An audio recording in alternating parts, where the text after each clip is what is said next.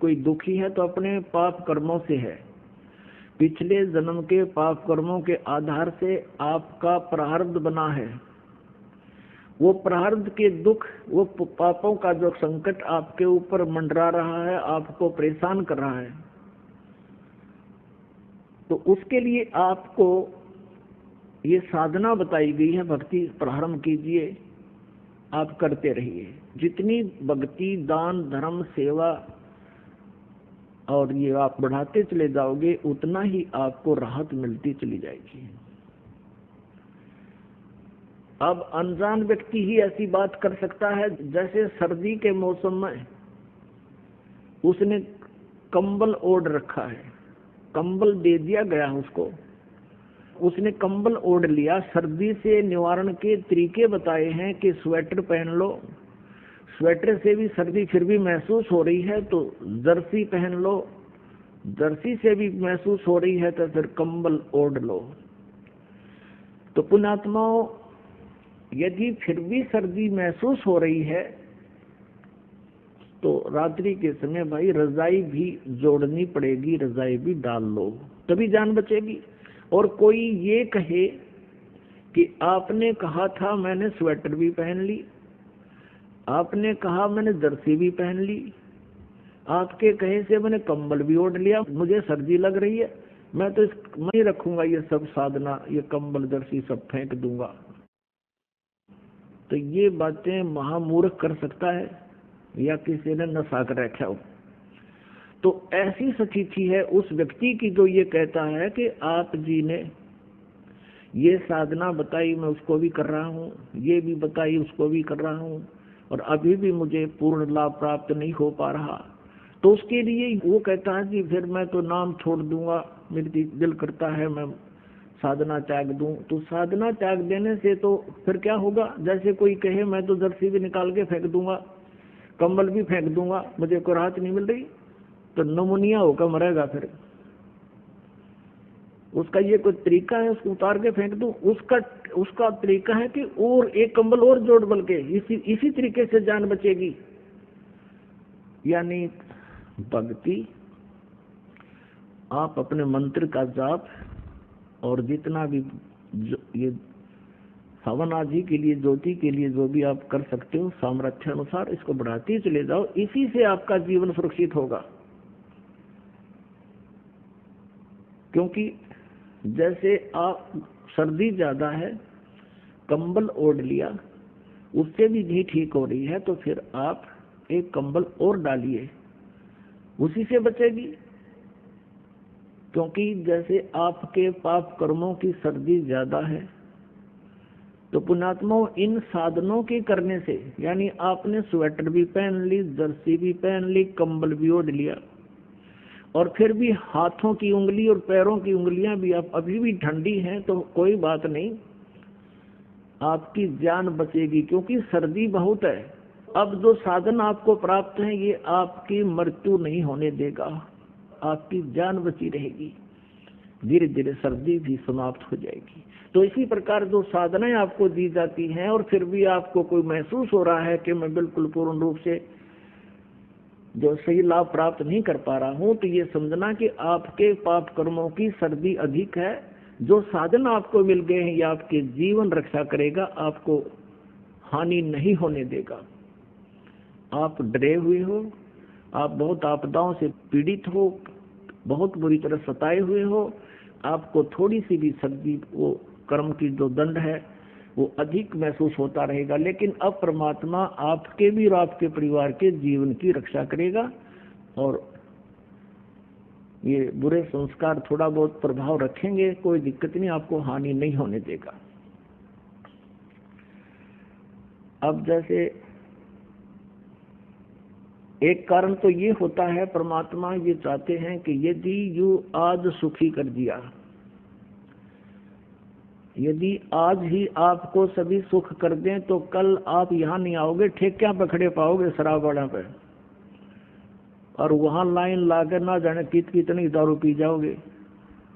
तो कहने का भाव ये है, परमात्मा कहते हैं इसे सुख के माथे पत्थर पड़ो, सुख के माथे सिला पड़ो, जिसते नाम हृदय ते जावे, और बलिहारी व दुख के जो पल पल नाम रटावे।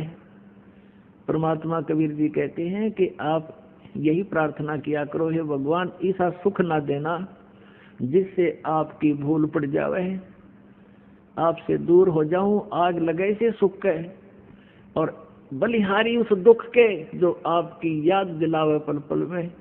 तो इतना कष्ट भी अनिवार्य ही होगा, वही परमात्मा आप पर बनाए रखेगा। और आप यदि भगवान से दूर होगे तो फिर वो सारा ही कष्ट आ जाएगा, बहुत हानि हो जाएगी। तो इस प्रकार इस परमात्मा की तत्व ज्ञान को समझकर आप जी ने अपने इस उद्देश्य को पूरा करना है। यानी ये हॉस्पिटल जो है जन्म और मृत्यु के रोग को काटने वाला है। जब तक ये रोग आपका नहीं कटेगा, आपको सुख प्राप्ति नहीं हो सकती। परमेश्वर कहते हैं कबीर जी के झूठे सुख को सुख कहे, ये मान रहा मनमोद, ये सकल कबीर ना काल का, कुछ मुख में कुछ गोद। अपनात्मा परमात्मा बताते हैं, मानुष जन्म पाए कर जो नहीं रटे हरि नाम, जैसे कुआ जल बिना फिर बनवाया क्या काम। कुआ बनवा दिया, बढ़िया उसके कंस्ट्रक्शन करा दी, और उसमें जल है नहीं, तो नाम कूप अवश्य है लेकिन गुण कूप के नहीं। जो व्यक्ति आज से कितना बड़ा सेठ हो, कितना ही वो बड़ा पोस्ट प्राप्त हो, मंत्री, मुख्यमंत्री, प्रधानमंत्री है, यदि वो सत भक्ति नहीं कर रहा तो वो जल रहित कूप है। पुण्यात्माओं क्या बताते हैं, राम रटत दारिद्र भला, नाम रटत दारिद्र भलो, टूटी घर की छाने, वो सुंदर महल किस काम के, जहाँ भक्ति नहीं भगवान। कहते हैं इस भक्ति करने वाला, सत भक्ति करने वाला, पूर्ण संत से उपदेश लेकर वो इतना भी निर्धन हो कि उसके मकान की छत भी टूटी हुई हो, और वो सत भक्ति कर रहा है, और एक सुंदर चिप्स के मार्बल ला रखे, कोठी बना रखी और 3-3 4-4 मंजिल की, उसमें रहने वाला प्राणी सब भक्ति नहीं कर रहा है।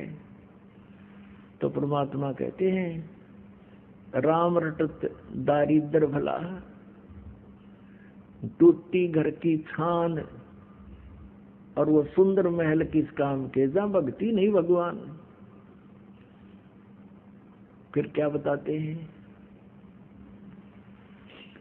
मानुष जन्म पाया कर नहीं रटे हरि नाम, जैसे कुआ जल बिना भाई बनवाया क्या काम। अपनात्मा झूठे सुख को सुख है, ये मान रहा मनमोद। अब आप जी तो यहाँ मांगने आते हो, घना धन हो जाए, एक मोटरसाइकिल ले लूं, या फिर एक कार बढ़िया ले लूं, एक कोठी बना लूं। परमात्मा कहते हैं तो पहले तू भक्ति कर कुछ दिन, क्योंकि आज जमाना टाइम ऐसा है, ये कार मोटरसाइकिल तो आम हो रही है। परमात्मा बंदी छोड़ कहते हैं ये भी समस्या तेरी हल कर दूंगा यदि तेरी नीत साबित देखूंगा। यदि तू भक्ति से वंचित नहीं होता दिखेगा तो ये भी सब समस्या का समाधान अवश्य कर देंगे, क्योंकि फिर आपको कार मोटरसाइकिल भगवान देगा, आप कहाँ जाओगे? आप यहाँ आओगे भगवान के दरबार में, और 2 वैन और बिठा के लाओगे पड़ोसियों ने, उनका उद्धार कराओगे तो आपको कार देगा, भगवान अवश्य देगा। और आप मांगो कार, फिर 6 सपट्टे कर लूं कि तो धक्के खाने जाओ पहाड़ियां पे, फिर नहीं देगा। तो कहने का भाव ये है कि आपको संसारिक सुविधाएं भी देगा, लेकिन उसका सदुपयोग करते दिखोगे तो आपको सब सुविधाएं देगा। आपकी नीति ये देखेगा। जैसे अब हम क्या देखते हैं, 10-10 वर्ष से जिन्होंने नाम लिया है और परमात्मा ने आज उनकी वो मौज कर दी। पहले तो उनके संकट निवारण किए और अब उनकी नीच साबत देख कर परमात्मा ने कि अब ये मेरे से दूर नहीं जा सकते। आज उनकी ऐसी सतीथि कर दी, उन्होंने कार दी।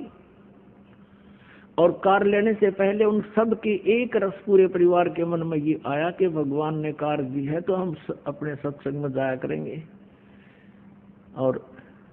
और भी कोई मिल गया उसको भी फ्री ले जाया करेंगे, उसका भी कल्याण होगा।